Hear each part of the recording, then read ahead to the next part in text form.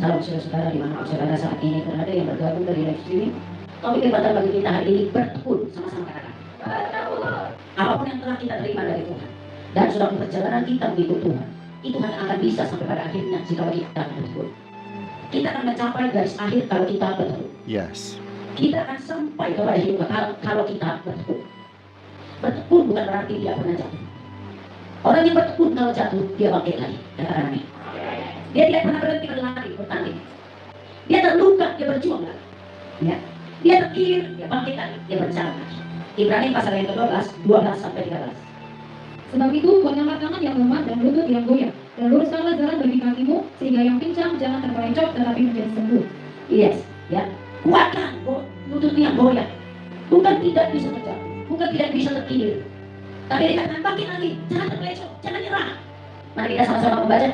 Sebab itu kuatkanlah tangan yang lemah dan lutut yang goyah, dan luruskanlah jalan bagi kakimu, sehingga yang pincang jangan terpelencok tetapi menjadi sembuh.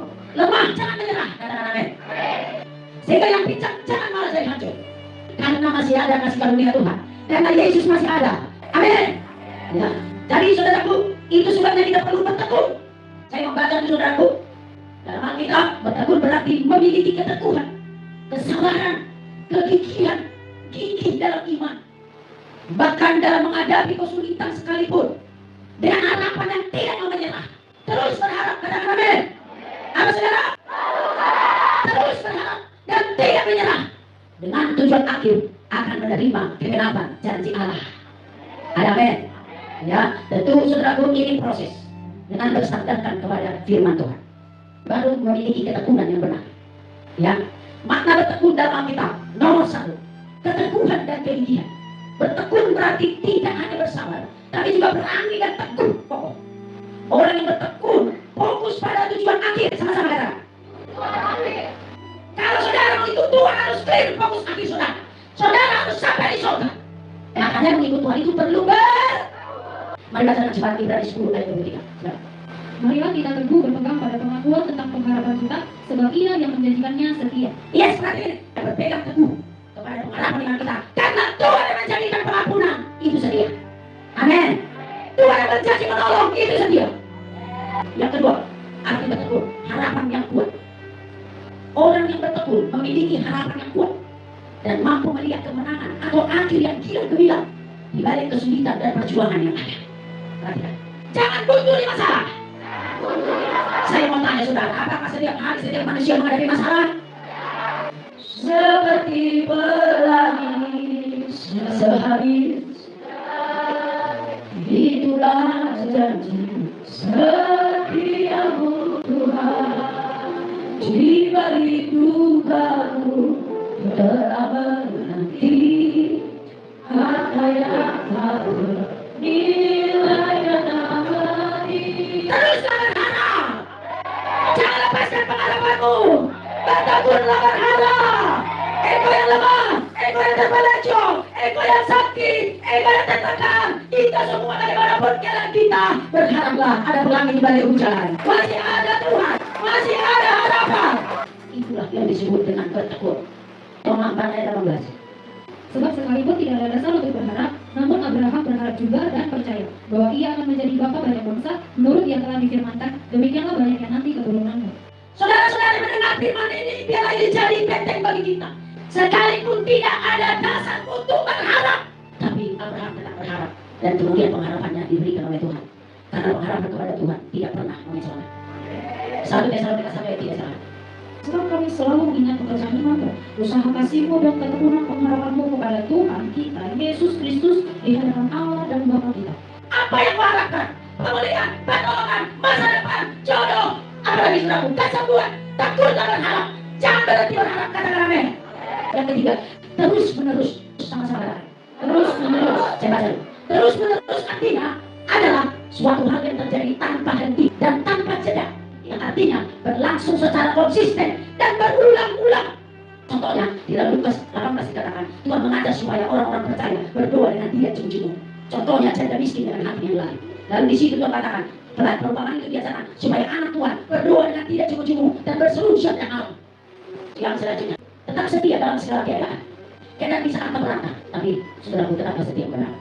Roma 5:1-5 demikian firman Tuhan. Sebab itu kita yang dibenarkan karena iman, kita hidup dalam damai sejahtera dengan Allah oleh karena Tuhan kita Yesus Kristus. Oleh Dia kita juga beroleh jalan masuk oleh iman kepada kasih karunia ini. Di dalam kasih karunia ini kita berdiri dan kita bermegah dalam pengharapan akan menerima kemuliaan Allah. Dan bukan hanya itu saja, kita mau bermegah juga dalam kesengsaraan kita, karena kita tahu bahwa kesengsaraan itu menimbulkan ketekunan, dan ketekunan menimbulkan tahan uji, dan tahan uji menimbulkan pengharapan, dan pengharapan tidak mengecewakan, karena kasih Allah telah dicurahkan di dalam hati kita oleh Roh Kudus yang telah dikaruniakan kepada kita. Amin. Dikatakan sengsara pun yang terjadi dalam hidup ini, jangan nyerah. Yes. Karena Tuhan yang menyediakan pengharapan tidak akan mengecewakan. Jadi berkata dalam kesengsaraan sekalipun kita bisa berharap.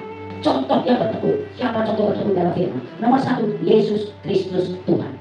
Yesus adalah teladan ketekunan tertinggi yang menghadapi salib dan penderitaan sekalipun untuk keselamatan kita. Mari Ibrani 12:1-4. Karena kita mempunyai banyak saksi bagaikan awan yang mengelilingi kita, marilah kita menanggalkan semua beban dan dosa yang begitu merintangi kita, dan berlomba dengan tekun dalam perlombaan yang diwajibkan bagi kita. Marilah kita melakukannya dengan mata yang tertuju pada Yesus yang memimpin kita dalam iman, dan yang membawa iman kita itu kepada kesempurnaan, yang dengan mengabaikan kehinaan, tekun memikul salib, ganti sukacita yang disediakan bagi Dia, yang sekarang duduk di sebelah kanan tahta Allah. Ingatlah selalu akan Dia yang tekun menanggung bantahan yang sehebat itu terhadap dirinya dari pihak-pihak orang-orang berdosa, supaya jangan kamu menjadi lemah dan putus asa. Dalam pergumulan kamu melawan dosa, kamu belum sampai mencucurkan darah. Perhatikan, kita baca ini setiap ayat ada kata tekun kecuali yang Tuhan. Dalam pergumulan kamu melawan dosa, kamu belum sampai mencucurkan darah. Yes, untuk saudara bisa tekun sekali diri, bangun malam hari. Siapa yang kalau bangun malam hari berdoa harus berdarah-darah ke rumah kanan? Tuhan Yesus mencontohkan bagi kita yang dengan tekun. Tidak ayat semua dikatakan kuncinya apa? Contoh yang pertama siapa? Contoh yang kedua adalah orang percaya. Siapa orang percaya? Bapak Abraham mempunyai banyak sekali anak-anak. Aku anaknya dan kau juga. Mari puji Tuhan. Ibrani 11:8-12. Karena iman Abraham tahap, ketika ia dipanggil untuk berangkat ke negeri yang akan diterimanya menjadi milik pusakanya, lalu ia berangkat dengan tidak mengetahui tempat yang ia tuju.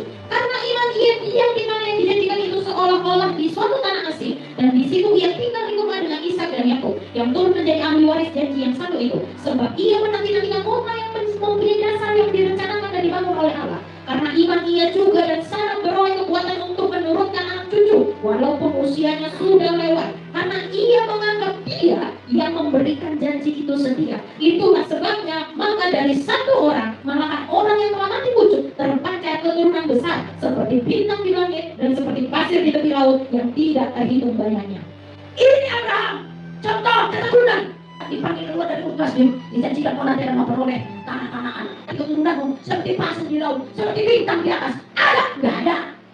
Yang ada apa? Istrinya antur. Istrinya 65 tahun, dia 75 tahun sakit lagi. Ada tanda-tanda? Nggak ada. Tapi dia tekun beriman. Kenapa Abraham tekun? Karena dia berpegang kepada janji Allah. Dasar untuk kita bisa bertekun adalah janji Tuhan. Untuk segala sesuatu yang membimbangkan engkau, pegang janji Tuhan untuk dasarmu bisa bertekun. Bertekunlah seperti Abraham. Semuanya bocah, pegang janji Tuhan. Katakan aduh, saya baca sini. Dia dengan tekun membangun Bahtera selama 100 tahun. Meski banyak orang menolaknya, banyak orang mengejeknya, dan semua terasa tidak mungkin. Tapi Nuh bertekun. Nuh disuruh bangun Bahtera di mana? Saya tahu. Di atas gunung, saudara. Itu aneh. Orang bangun Bahtera pasti di mana? Di pinggir laut. Tapi Tuhan justru di tempat yang mustahil. Di tempat yang tidak mungkin bangun. Sudah tahu panjangnya berapa? 150 meter. Lebarnya berapa? 30 meter. Tingginya dalam meter 16 meter di atas. Dan harus dibuat kamar-kamar tanah. Dibutuhkan berapa tahun? 100 tahun. Tapi Nuh adalah contoh orang yang bertekun. Ketekunan saudara akan berhasil indah. Akan berakhir indah. Sampai akhir. Sampai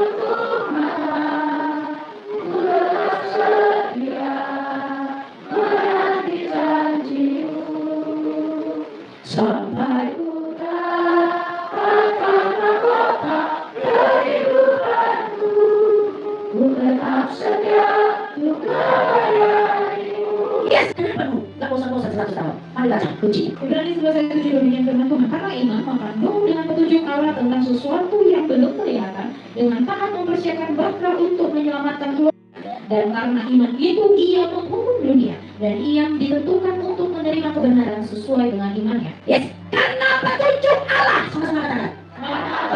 Itu yang membuatmu bertekuk. Karena apa? Ada petunjuk Allah. Sekarang ada petunjuk Allah. Firman Tuhan.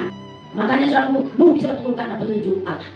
Mari saudara bertekuk dengan firman Tuhan. Yang terakhir, ayo melewati semua proses yang sulit yang terjadi dengan tidak berdosa karena dia bertekuk. Yakobus 5:11 demikian firman Tuhan, sesungguhnya kami menyebut mereka berbahagia, yaitu mereka yang telah bertekun. Kamu telah mendengar tentang ketekunan Ayub, dan kamu telah tahu apa yang pada akhirnya disediakan Tuhan baginya, karena Tuhan Maha Penyayang dan penuh belas kasihan. Ya, Ayub bertekuk sekalipun mati semua anaknya diserang setan, sekalipun semua hartanya ludes dicuri begu, sekalipun semua kekayaannya hancur katanya, bahkan sekalipun dia dilanda penyakit yang mengerikan sampai harus digarung-garung pakai besi, dan istri cuma menyumpahin mati kau mati, kutuk itu mati kau. Tapi ayat ini berkata dalam semua itu Ayub bertekuk. Katakan amin. Ayub betul mana buktinya? Tuhan yang memberi, Tuhan yang mengambil, terusin Tuhan. Mari kita semua bertekuk, maka pada akhirnya kita akan menerima semua yang telah disediakan Tuhan. Amin.